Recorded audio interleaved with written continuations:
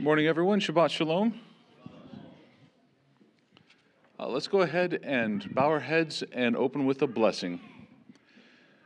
Blessed are you, Yehovah our God, King of the universe, who has sanctified us with his commandments and has commanded us to engross ourselves in the words of Torah. Please, Yehovah our God, sweeten the words of Torah in our mouth and in the mouth of your people, the family of Israel.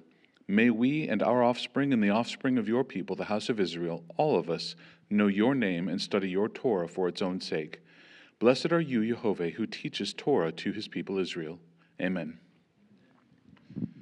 The Torah portion this morning is Vayeshev, and he lived or settled, and it is in Genesis chapter 37 all the way through the end of chapter 40.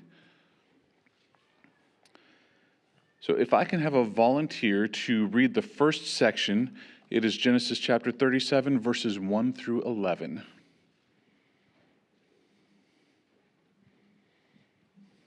All right, Lance?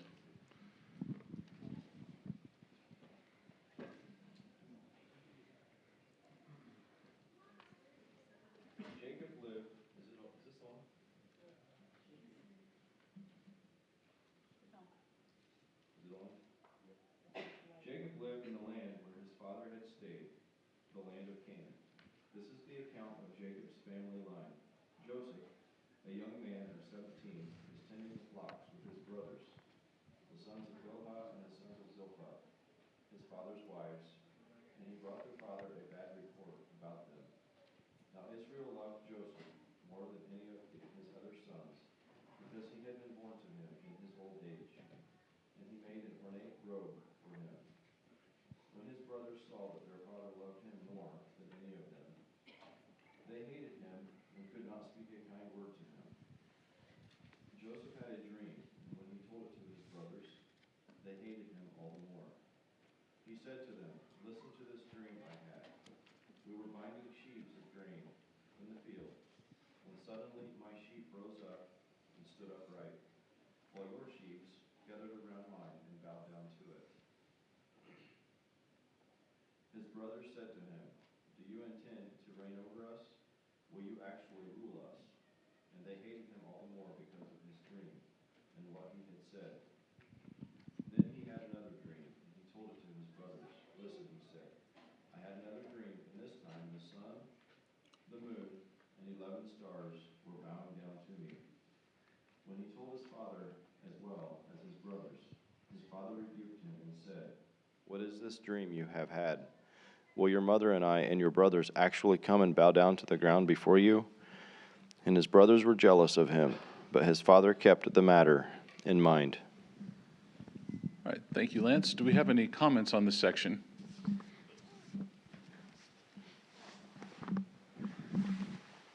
Stevie?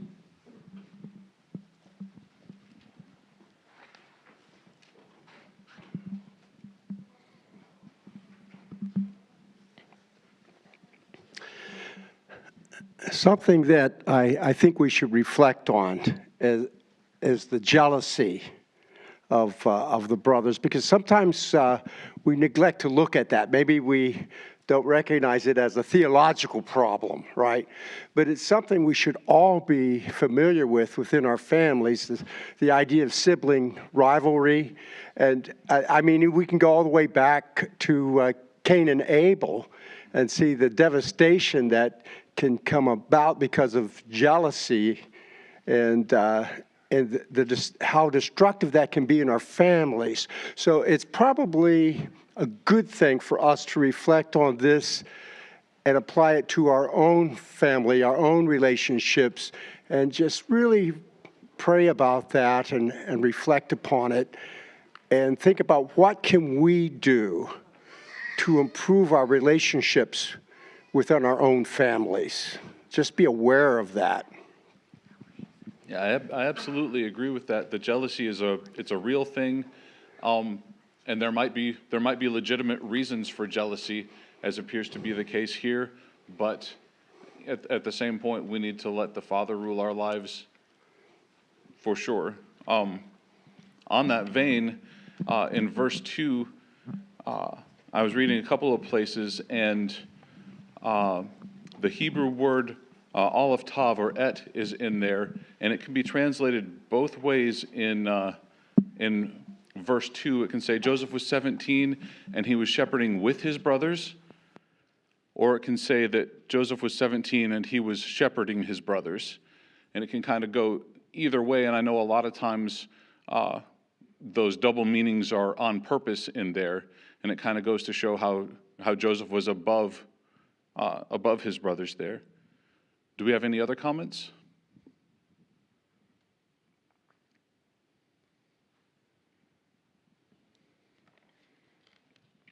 I noticed another thing in there that I found interesting. Joseph was a little bit of a tattletale, but he wasn't tattling on all of his brothers, only the sons of the concubines. I found that interesting.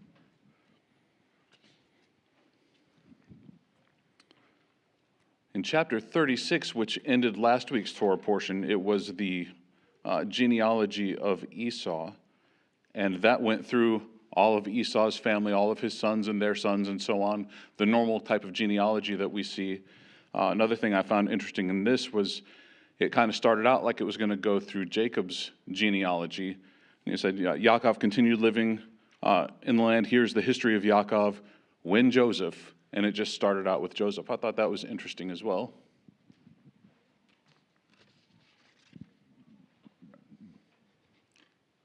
Yeah, Michael? Yeah, I just got one comment. Just as we're reading the story of Joseph, kind of keep in mind that Joseph was a reflection, also a shadow of Yeshua. Mm-hmm. Yeah, absolutely.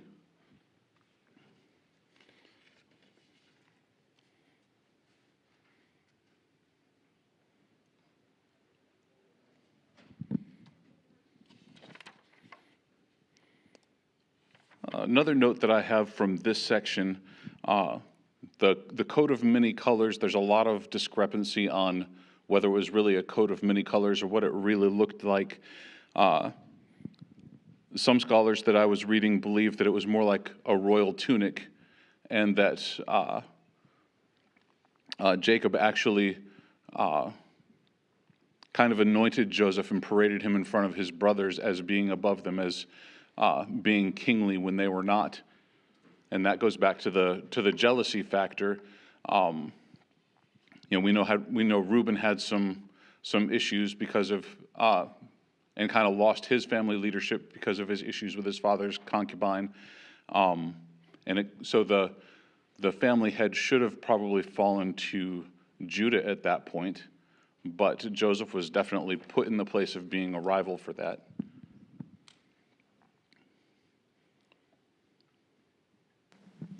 Yes. When we were in Israel, we went to the Museum of Biblical History, and there was some information that was shared with us while we were there about Joseph's coat. Okay.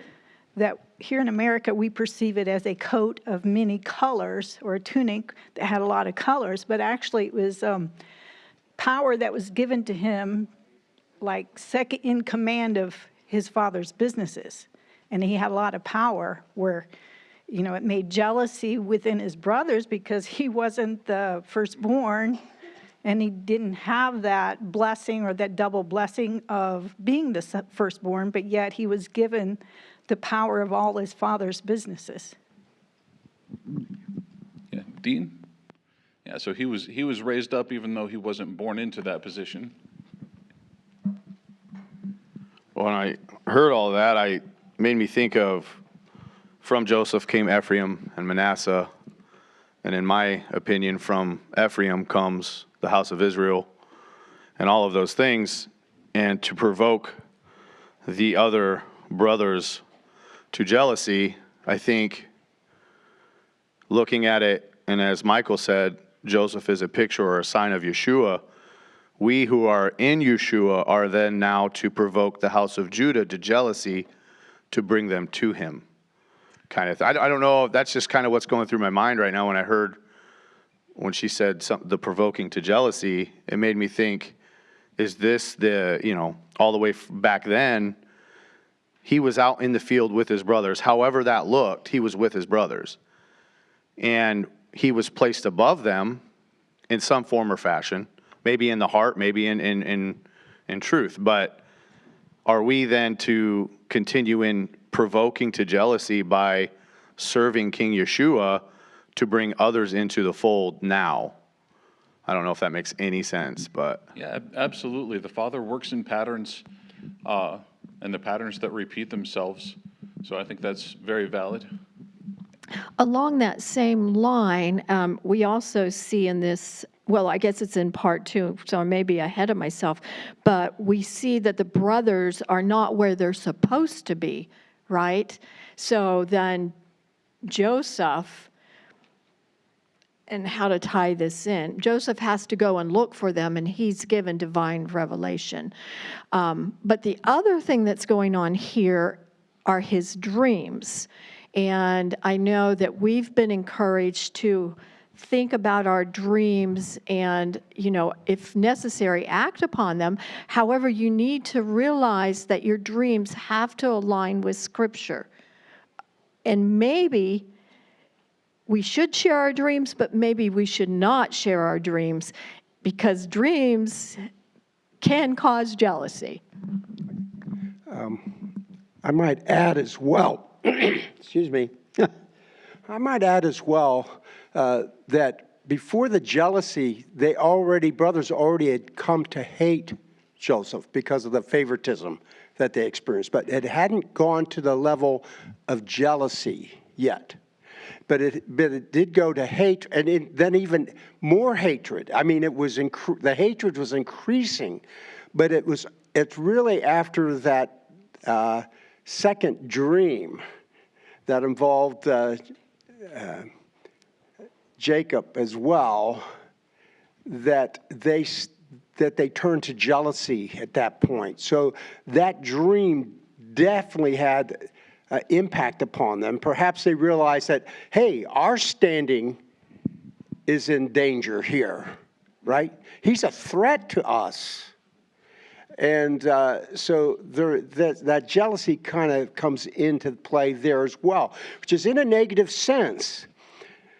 Now, the other point that was made about the Apostle Paul, about we're to seek to make our elder brother, Israel, because we are part of Israel too. So I say our elder brother, jealous, because they are not jealous of us. We've never really, for the most part, made much of a reason for them to be jealous of us.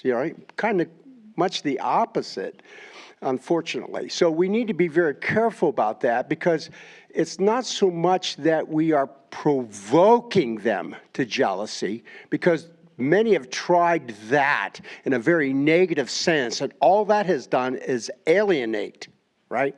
So what would provoke the jealousy, and let's remember too, God calls himself jealous. So jealous can have a very powerful, positive, spiritual aspect as well. But boy, it's a dangerous, what do we call it? Attitude, emotion, spiritual. I don't know quite what to call that, but it seems that we need to inspire in our elder brother to see something that we have that they want too spiritually, that they can see something there in our lives and in our devotion to God, because they, in their mind, hold the high ground there. And we are down in the valley, in the pits, and we need to be humble enough to recognize that if we're going to provoke them to jealousy, we need to step up. So anyway, just my thoughts. Yeah, I agree with that. We need to maybe provoke them to jealousy in a positive sense. And I think, as the old adage goes, we need to preach a sermon every day and only use words if necessary. We need to worry about living our life for the Father and following his commands for us to the best of our abilities, and maybe leave the jealousy to the provoking of jealousy to him, or letting him add on to it, however you want to look at that. Do we have any other comments? Yeah, Michael? So there's a thematic connection. If you go, the older will serve the younger. Look what happened with Jacob and Esau. Now you see the same pattern is happening again. Yeah, and I think that maybe the brothers kind of knew that because they could look back at their own family history and see that that was kind of the pattern. You know, the firstborn's not guaranteed anything, which is kind of customary in their time for the firstborn to get everything, but that's not how things unfolded in their family very often, if ever. Any other comments? All right, can I get a volunteer to read the second section? It's chapter 37, verses 12 through 22.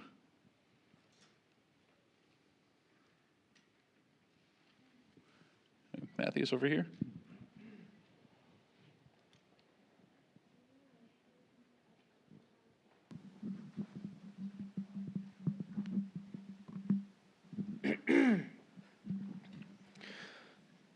Now his brothers went to pasture their father's flock near Shechem.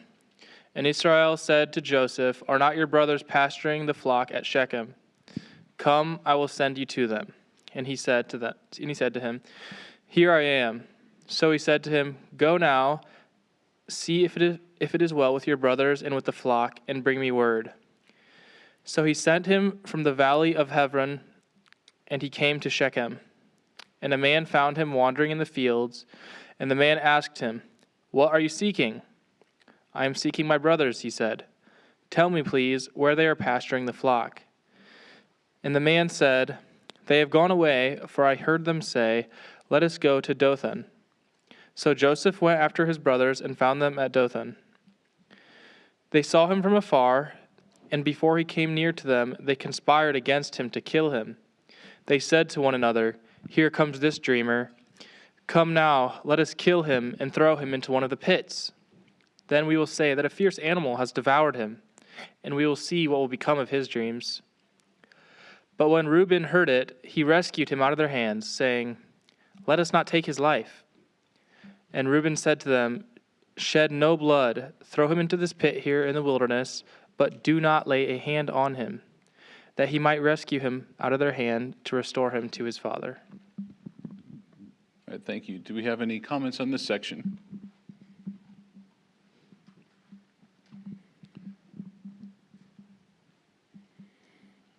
So as I was reading this, I was thinking the brothers that were over by Shechem, they had kind of a bad history in Shechem.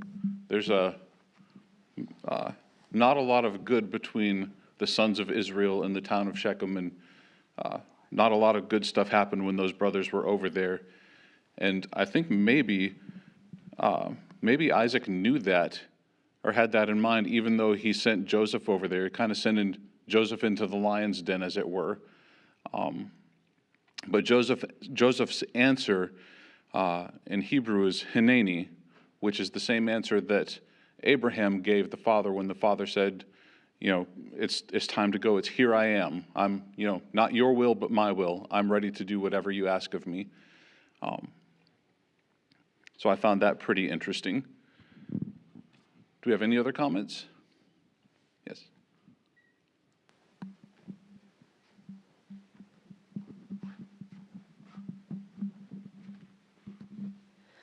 I just want to say that, I see a theme when they were plotting to kill him.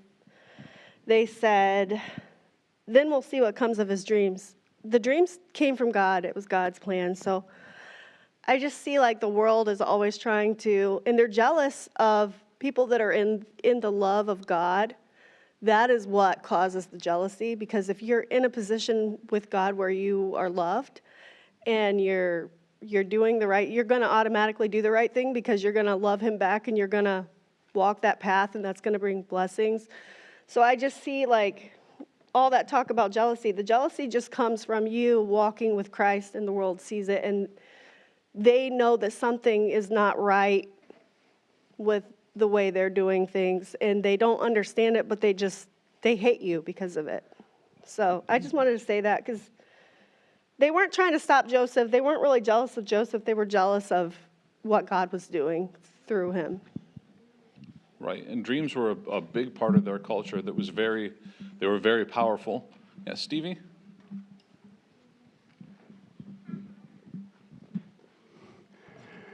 I seem kind of talkative this morning, but I've been to Shechem, but not within Shechem.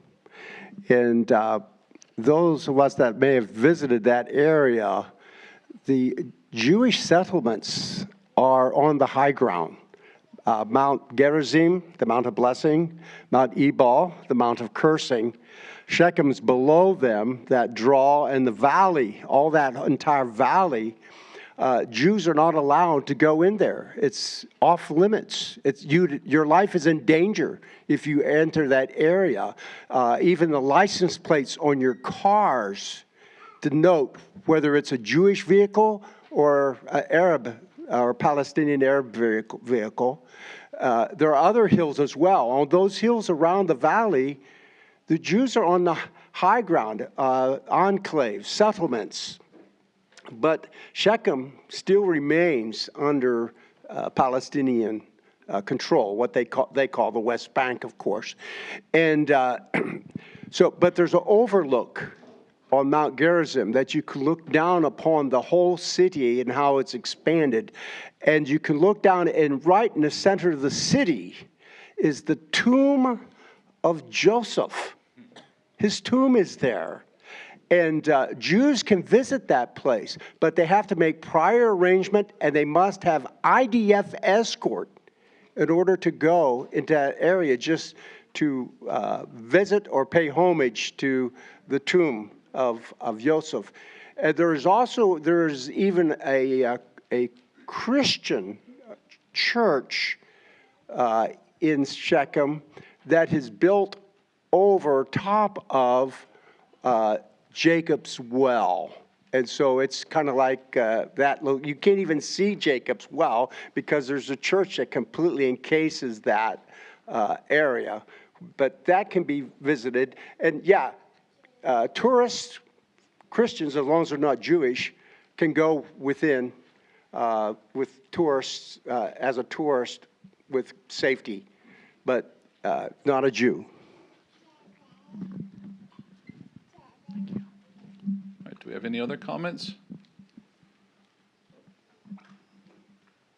I know reading this story as a kid growing up, I always thought maybe Reuben was having a change of heart when he decided to not let Joseph be killed. But as I've studied further and realized that Reuben had lost his opportunity at the birthright, I think that maybe he had some self-serving motives. Maybe if he brought Joseph back to his father and restored him, maybe he could get his place back. So I don't know how much that played into Reuben's decision to attempt to save Joseph.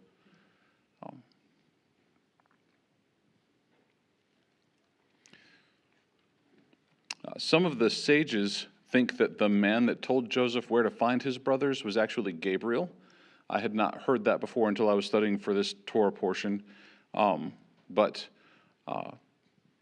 they think, Joseph could have gone to Shechem, not found his brothers, had a legitimate reason to go back to his father and say, I looked, they weren't there, sorry, but the father needed his plan to be completed his way, and so he maybe intervened there and made sure that Joseph went where he needed to go so that the plan could fall into place as needed. So, all right, do we have any other thoughts before we go to the next section? All right, if I can get a volunteer to read, still in chapter 37, verses 23 through 36. And Michael? Genesis 37, 23 through 36. And it came to pass when Joseph come unto his brethren, and they stripped Joseph out of his coat, and his coat of many colors that was on him. And they took him and cast him into a pit, and it was a pit empty.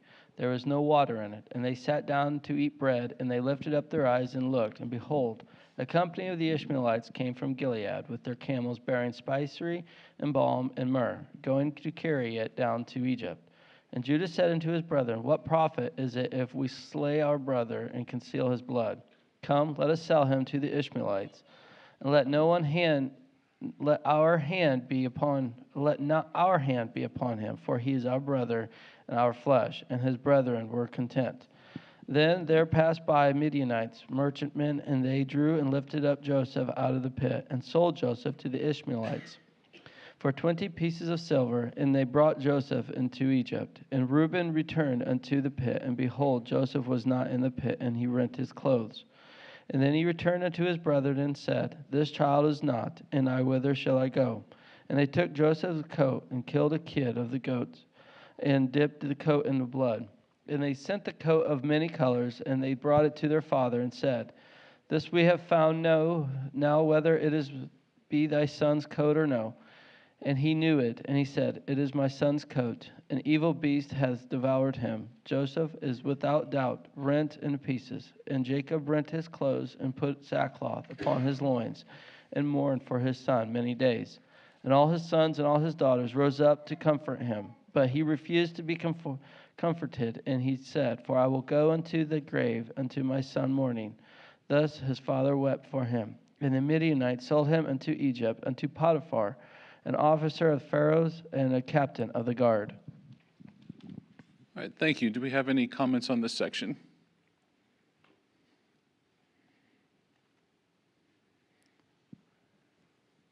Yes, over here.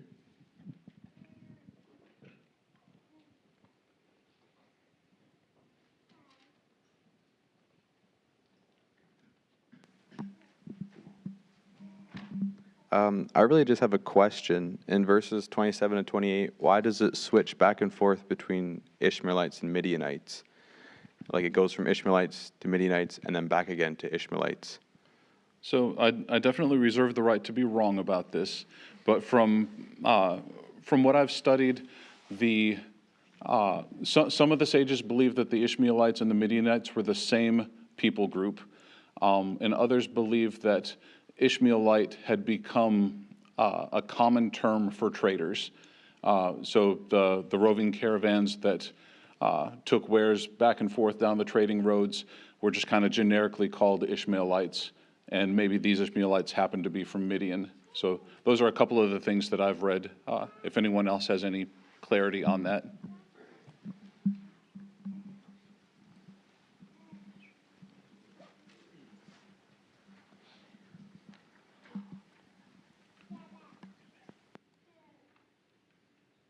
All right, any other comments? In the vein of Joseph being a shadow or a type of Yeshua, it's interesting that they were both betrayed and sold for silver. So that's another piece to the puzzle, another piece to the shadow. All right, if we don't have any other comments, can I get a volunteer to read chapter 38 in its entirety?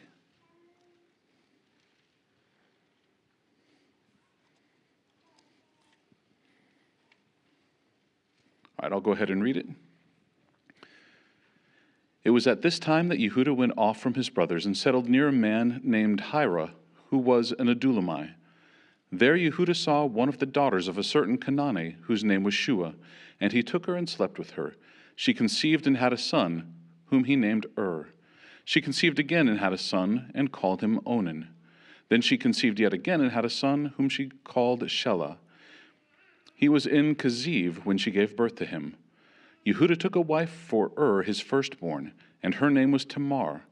But Yehudah's firstborn, was evil from Adonai's perspective, so Adonai killed him. Yehudah said to Onan, Go and sleep with your brother's wife, perform the duty of a husband's brother to her, and preserve your brother's line of descent. However, Onan knew that the child would not count as his, so whenever he had intercourse with his brother's wife, he spilled the semen on the ground so as not to give his brother offspring. What he did was evil from Adonai's perspective, so he killed him too. Then Yehudah said to Tamar, his daughter-in-law, Stay a widow in your father's house until my son Shelah grows up. For he thought, I don't want him to die too like his brothers. So Tamar went and lived at home with her father. In due time, Shua's daughter, the wife of Yehudah, died. After Yehudah had been comforted, he went up to be with his sheep shearers in Timnah, he and his friend Hira the Adullamite. Tamar was told, "Your father-in-law has gone up to Timnah to shear his sheep." So she took off her widow's clothes, completely covered her face with her veil, and sat at the entrance to Ain, which is on the way to Timnah. For she saw that Shelah had grown up, but she still was not being given to him as his wife. When Yehudah saw her, he thought she was a prostitute because she had covered her face. So he went over to where she was sitting and said, not realizing that she was his daughter-in-law, "Come, let me sleep with you." She answered, "What will you pay to sleep with me?" And he said, "I will send you a kid from the flock of goats." She said, "Will you also give me something as a guarantee until you send it?" He answered, "What should I give you as a guarantee?" And she said, "Your seal with its cord, and the staff that you're carrying in your hand." So he gave them to her, and went and slept with her, and she conceived by him. She got up and went away, took off her veil, and put on her widow's clothes. Yehudah sent the kid with his friend, the Adullamite, to receive the guarantee items back from the woman, but he couldn't find her. He asked the people near where she had been, "Where is the prostitute who was on the road at Ain?" But they answered, "There hasn't been any prostitute here." So he returned to Yehudah and said, "I couldn't find her." Also the people there said, "There hasn't been any prostitute here." Yehudah said, "All right, let her keep the things, so that we won't be publicly shamed. I sent the kid, but you didn't find her." About 3 months later, Yehudah was told, "Tamar, your daughter-in-law, has been acting like a prostitute. Moreover, she is pregnant as the result of her prostitution." Yehudah said, "Bring her out, and let her be burned alive." When she was brought out, she sent this message to her father-in-law: "I am pregnant by the man to whom these things belong. Determine, I beg you, whose these are, the signet, the cord, and the staff." Then Yehudah acknowledged owning them, and he said, "She is more righteous than I, because I didn't let her become the wife of my son Shelah." And he never slept with her again. And she went into labor. It became evident that she was going to have twins. And as she was in labor, one of them put out his hand, and the midwife took his hand and tied a scarlet thread on it, saying, "This one came out first." But then he withdrew his hand, and his brother came out. So she said, "How did you manage to break out first?" Therefore he was named Perez, breaking out. Then out came his brother with the scarlet thread on his hand, and he was given the name Zerach, or scarlet. Right. Yes. Got a comment up here?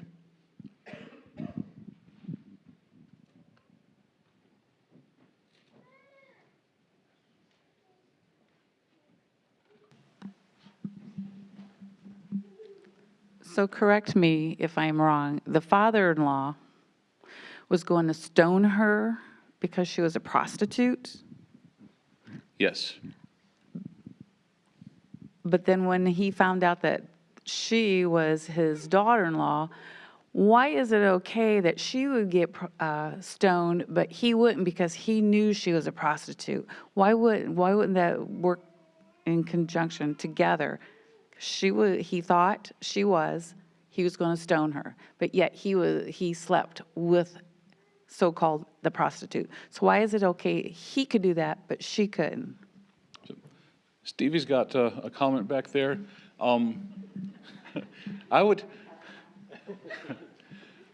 culturally, back then, and some of the people that I was reading when I was studying this week think that, well, it was common in that day for temple prostitutes to be by the side of the road, and that was how a lot of the Canaanites worshipped their gods, and it was a form of worship in one way, but yeah, things weren't always reciprocal in their culture, as far as, what applied to women didn't apply to men, and vice versa. But Stevie? I could be wrong, okay? But part of club. it wasn't because she was a prostitute that she would have been stoned. It's because she was part of the family, and she was being, she had married into the family. She was to be held in reserve, I guess is one way to say it, for a Levirate marriage to Yehudah's youngest son at this point. So part of this is that, yes, he is complicit in this because he refused his youngest son, even though he was now of age to have married her, and of course she's well aware of this as well. She's staying in her father's house. That was the agreement. But Yehuda's already lost 2 sons to her, and he blames her, I'm sure, for this, even though it was them, right? So the fact that she is pregnant is the problem. How did she become pregnant? It wasn't through the youngest son. So that's the problem that's here, and that's why she's going to be killed. In fact, Judah says, burn her, right?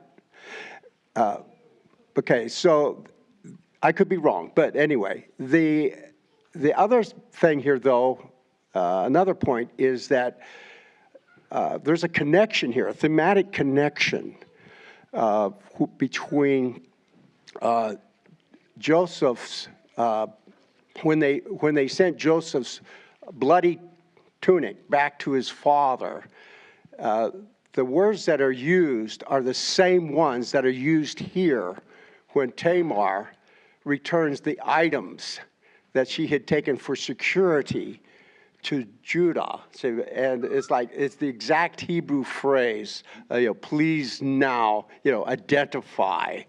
And that, so his culpability is certainly here.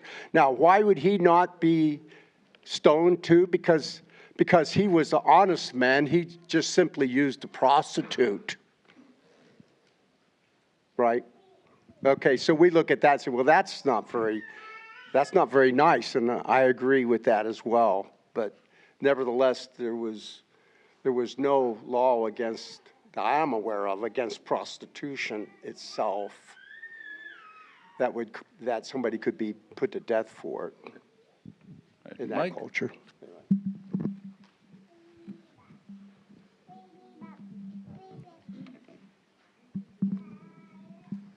Yeah, the interesting thing about this scenario, it boggles a lot of our minds. It challenges a lot of our preconceived ideas. But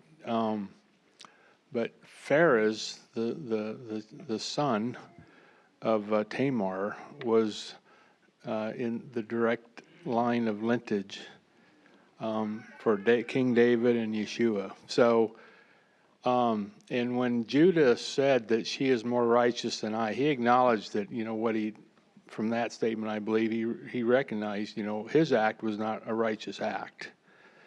But Tamar's was because, but we question that. But if Tamar understood that the promise to Abraham had to come through his seed line, and for salvation to come to the nations, to every created human being, this lineage had to continue, and it had to come through the line of Judah. And so she understood the consequence of not bearing a child. And Judah's decision was, he obviously wasn't thinking too well about that. And so that's how, Tamar became kind of she was willing to take on shame because of the culture. But she also understood that, I believe, that without the act that she did, we would be lost because the Messiah had to come through that seed line. So it's just interesting how Yahweh accomplished his plans when men fail to live up to their God-given role and purpose. Yeah, I completely agree. She was married to Judah's firstborn, and she was willing to do whatever it took to carry on that line. But the father had an even better plan because Judah's firstborn was half Canaanite, and he didn't want the Canaanite blood in the line of Yeshua, and so he kept his line pure, maybe unconventionally, but yeah. All right. Same subject here. I want somebody to, if they can, at this point in history, did they know that Yeshua was going to come through the line of Judah? Or is that a revelation that came later? That's a good question, and I don't have an answer to that.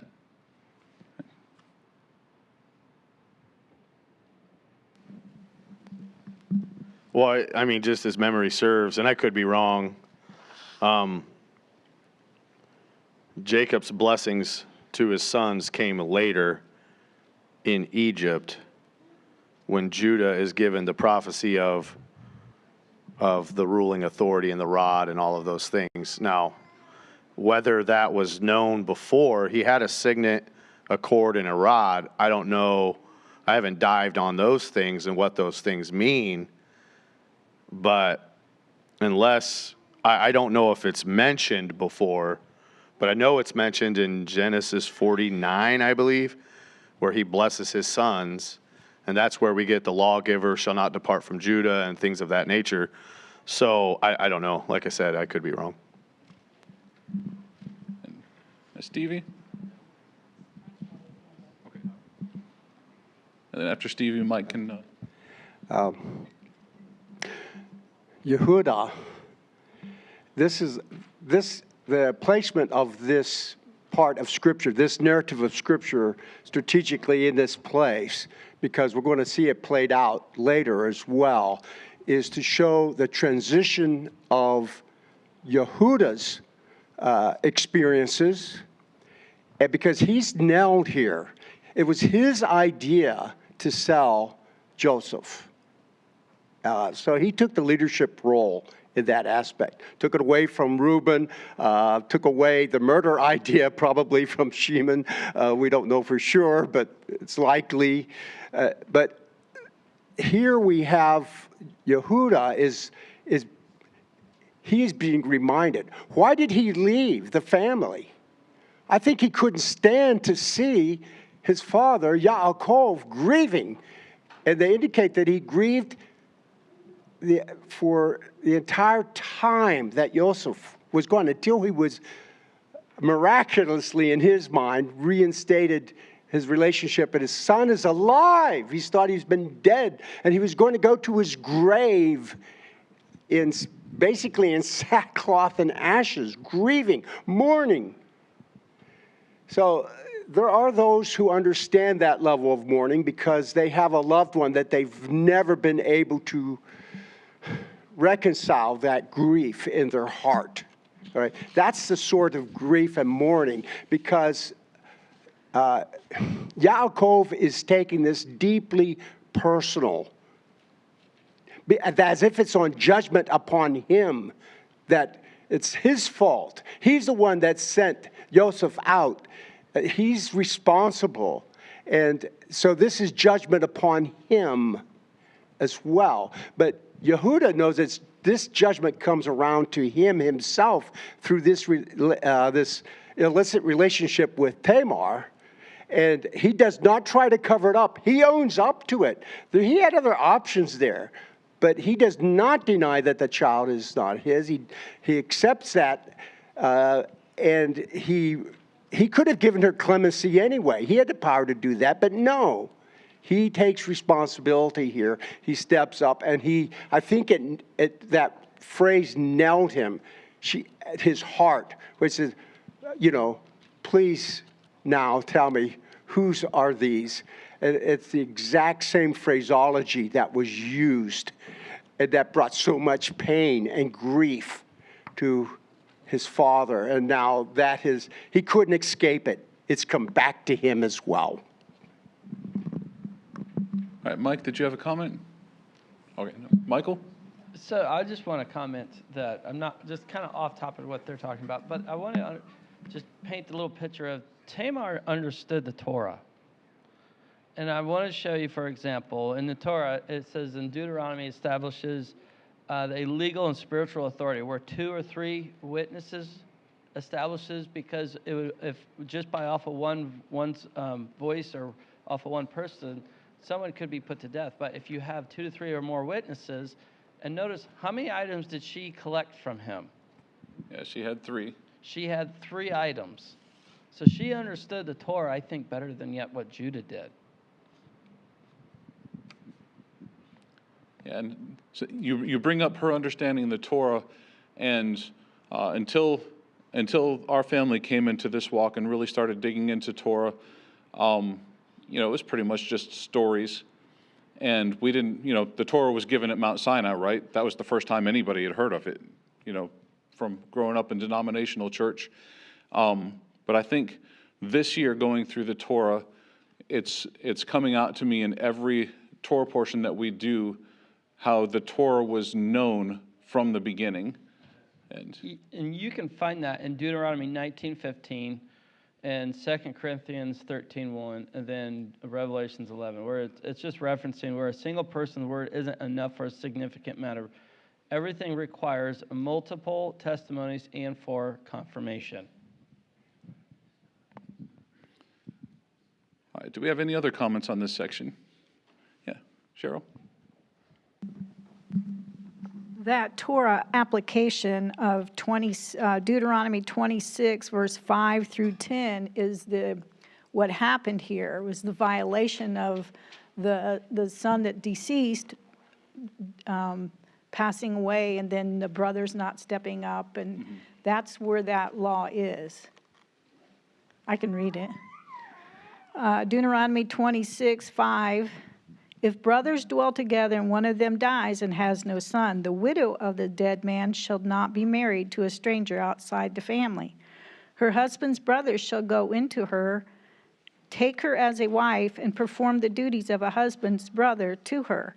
And it shall be that the firstborn son which she bears will succeed to the name of his dead brother, that his name may not be blotted out of Israel. But if the man does not want to take his brother's wife, then let his brother's wife go up to the gate to the elders and say, my husband's brother refuses to raise up a name to his brother in Israel. He will not perform the duties of my husband. Then the elders of the city shall call him and speak to him. And if he stands firm and says, I do not want to take her, then his brother's wife shall come to him in the presence of the elders, remove his sandals from his foot, and spit in his face, and answers and says, so shall it be done to the man who will not build up his brother's house. Thank you, Cheryl. Do we have any other comments? Yes, Mike?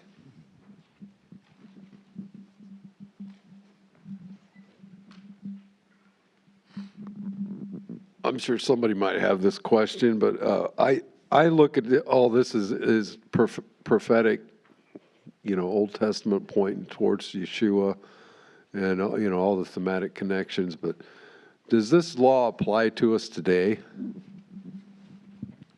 That's a good question, and I don't have that answer either.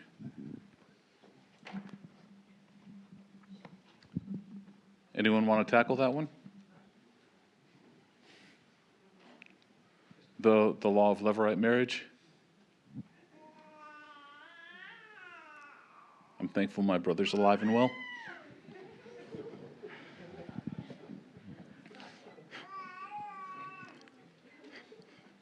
Can I get a volunteer to read Genesis 39, verses 1 through 6? Yes.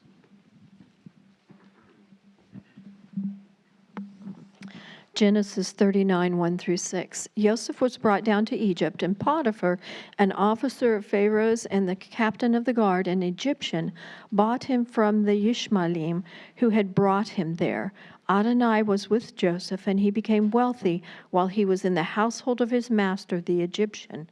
His master saw how Adonai was with him, that Adonai prospered everything he did. Joseph pleased him as he served him, and his master appointed him manager of his household. He entrusted all his possessions to Joseph.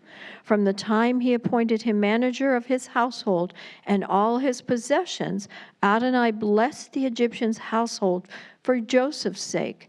Adonai's blessing was on all he owned, whether in the house or in the field.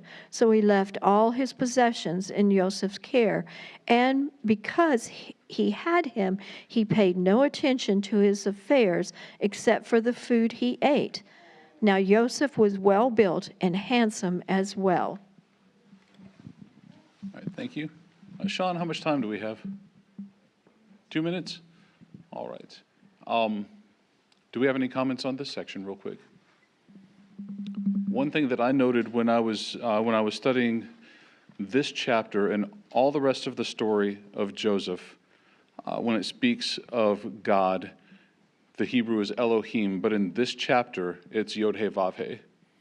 And when it talks about Potiphar knowing that God was with Joseph, it was Potiphar knowing that Yehovah was with Joseph. And the sages believe, or I think Rashi comments that the name Yehovah was always in Joseph's mouth. So I found that pretty interesting. Do we have any other comments? All right, Brian?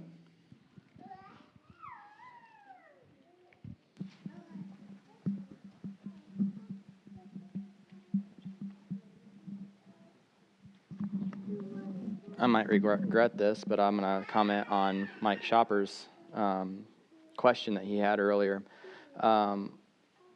In the story of the brothers taking the wife of their older brother, I did notice, don't know, it's not specified, but in text, but the younger brothers were not married yet. I don't know if that plays a role. After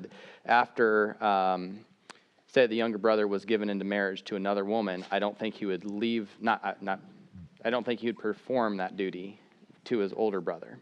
On the subject of them being single still, and are we to apply it today? I'm not going to answer that, but I will say culturally it wouldn't be acceptable, especially if the younger brother was already married. Right. There's a lot of things that possibly could apply or should apply today because we are bound by Yahweh's laws, not our cultural laws, but they are not accepted culturally where we live today. And I guess I'm going to stop there. Well, culturally, it made a lot of sense back in that day because if a woman became a widow and no longer was under her father's protection and she lost her husband, she would be poor and destitute if she didn't have a way to keep on that line. If there was no firstborn son, she would lose all of the inheritance. She'd have nothing. Mike? Well, here's some points of interest along the line of answering Mike's question. Does this law apply today? Every law has, the rules of laws are, it has a, who does it apply to? The people. Where does it apply to? The geographical location and the time frame. That's the three pillars of any law. And we know that the promise to Abraham was made to his seed, not seeds. And in verse 5 of Deuteronomy 25, where Cheryl read, if brethren dwell together. So there's one point that applies to this rule. And one of them die and have no child, the wife of the dead shall not marry without unto a stranger. Now we know that Israel, that they weren't supposed to be marrying strangers. Okay, so now we're saying that this law applies to physical Israel, Abraham's physical descendants, and again, and it is connected to the messianic, the line that Messiah had to come through. So those are two things to consider that I think play into this, and so just something else to consider. All right, thank you, Mike. I think we're out of time, so let's go ahead and close with a blessing. If you'll bow your heads, please. Blessed are you, Yehovah our God, King of the universe, who has given us a Torah of truth, implanting within us eternal life. Blessed are you, Yehovah our God, who gives the Torah. Amen.